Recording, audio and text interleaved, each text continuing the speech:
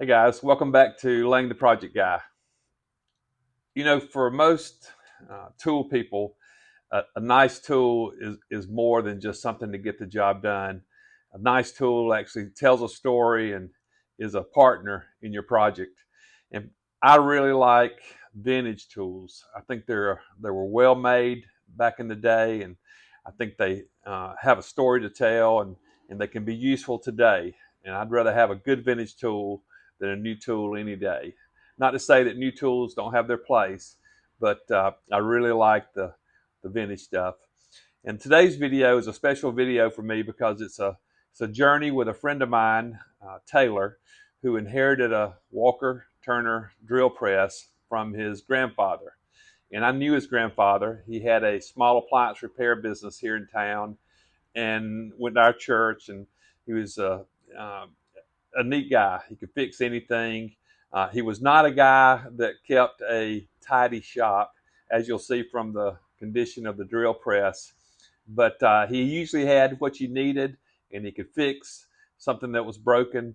And so it was kind of interesting to go into his shop and see the disorganization, but yet he always had what you needed. So Taylor brought me this drill press and asked me to help him restore it. And I have a policy at my shop that if you'll stay here and work with me, I'll let you use any of my tools and I'll help you any way I can.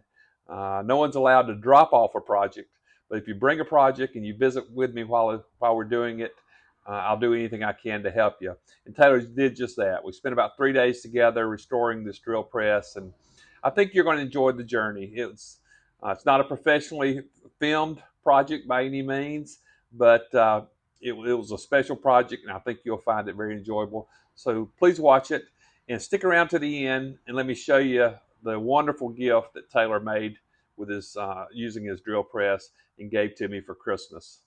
Hey, so this is Lane, the project guy. We got a new project just came in today. I got my buddy Taylor with me, and he's got an old Walker Turner drill press. It's a benchtop drill press. And what year did you say it is? It's somewhere between 1940 and 1947. That's cool. So we're going to take this thing, disassemble it, put it in evapor rust, and then powder coat it and get it operating like new. Look forward to the project. That's hilarious. Hey! All right. The other one ought to come off easy now.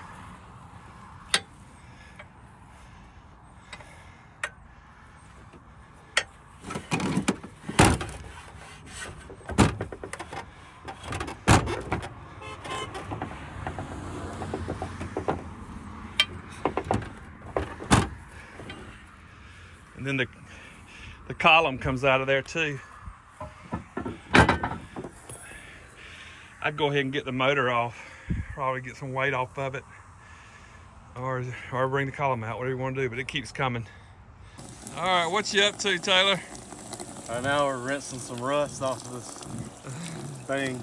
So the just came out of the evapor rust, and as you can see, it's all rust free. Nice. That evapor rust does an amazing job. All right, we got one more batch of evapor rust tonight, and then do the column the next night.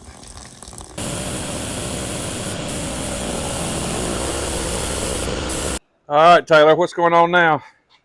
Cleaning up this motor right now. Gotta get all the dirt and the rust off of it.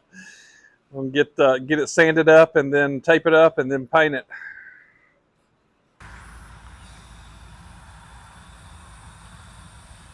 First time powder coating?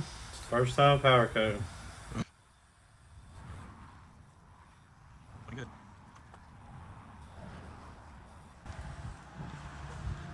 All right, this one just came out of the oven and it looks really nice. Taylor did a good job with it. Tell me what's going on with this one, Taylor. We messed this one up. Didn't put enough juice on it the first time, so now we got to try to recoat it and reheat it.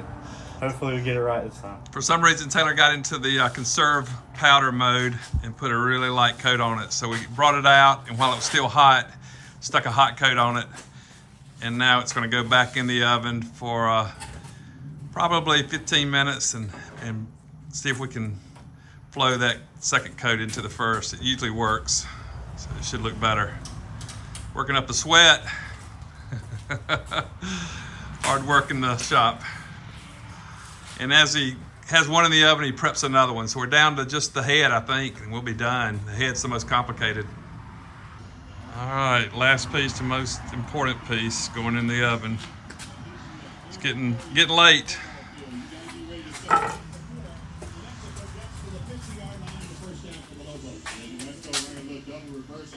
Perfect. Got a different quarterback in the game with Dan Pierre out to the field. The quarterback is Isaiah Chavez. They throw it behind. Dan Pierre then looks and throws downfield. I like it. Be interesting how it hits the ground in here. Set your timer for 15 minutes and then we'll be done.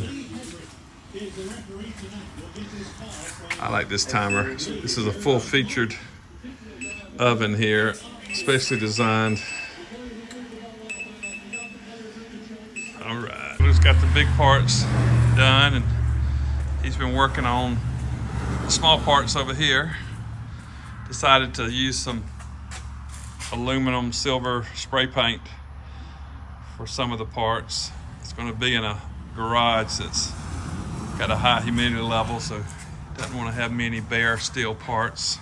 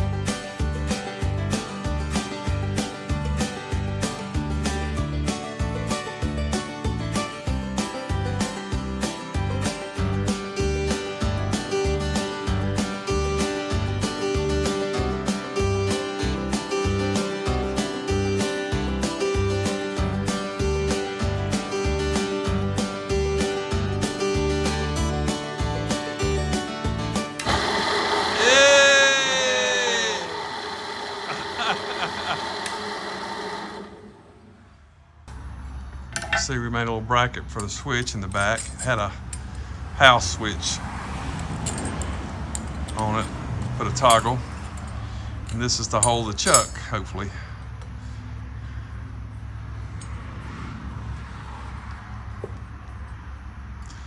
It's a nice looking drill press now.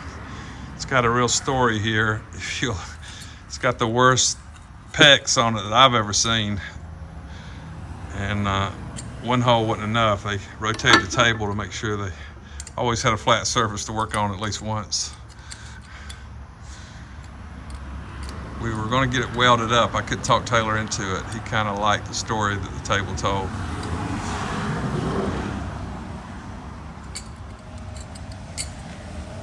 This was his grandfather's drill press on his father's side of the family. And he said that he was so frugal that he would buy a new truck and take the belt off the air conditioner to save gas mileage. And he had hand painted, "Do not move the belt," on this drill press. I guess he liked the position it was in and didn't want anybody monkeying with it.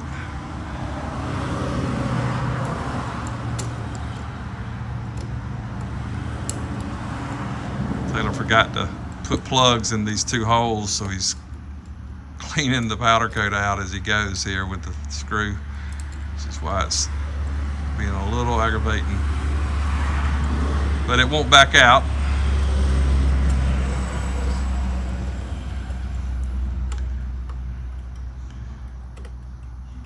This is our own design for a chuck holder.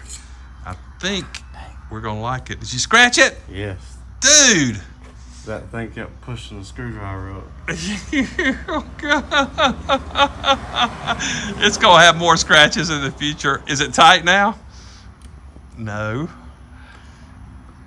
And make it level the best you can. I'm pretty OCD, guys. I'm teaching Taylor to be OCD. I'm giving him a psychological crash course on how to be OCD, yeah. All right, he's going to get the chuck, see if it fits. I think y'all are going to like this. While you're waiting on him, this is the grinder progress. Starting to get it disassembled. And it'll get powder coated and looking good. Here we go.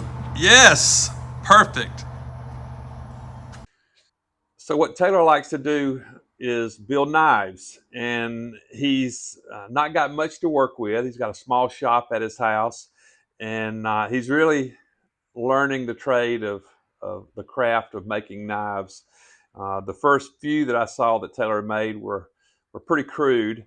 He was using basic tools, but he was learning, and he was doing it the right way. He was starting at ground level and teaching himself the craft of making knives. And the drill press has facilitated that hobby for him. So for Christmas, which happened about 2 months after we restored the drill press, Taylor showed up at my home a few days before Christmas and presented me with this absolutely gorgeous knife that he had made. And it's a testimony to how his skills have progressed. I'm so proud of it. It's a beautiful blade. The steel from this blade came from a friend of ours who passed away at 91 years old and had some old sawmill blades, bandsaw blades. And I got those, and the widow and myself gave those to Taylor, and he's using them to make his knives. So I'm familiar with the steel and where it came from, and I'm familiar with the craftsman that made this knife. He also made a wonderful sheath part.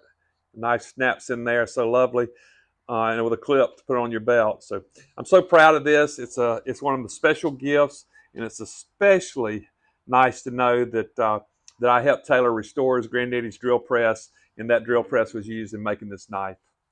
I hope you've enjoyed this video, and will subscribe and come back and watch some more videos of Lang the Project Guy.